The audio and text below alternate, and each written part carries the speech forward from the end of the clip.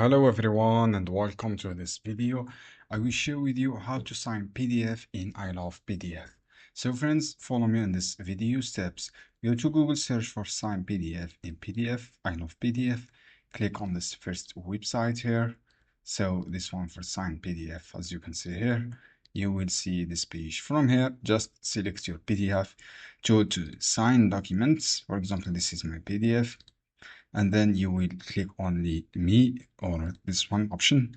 From here, choose your full name and initial, and then this option, as you can see here, full name.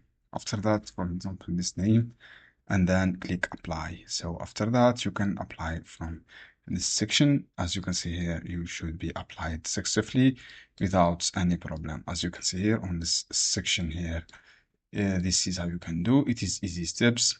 Just choose this one and click sign in. So, and then you will scan your documents successfully without any problem. I hope this video helpful for you. Don't forget to give like and give share this video for more content.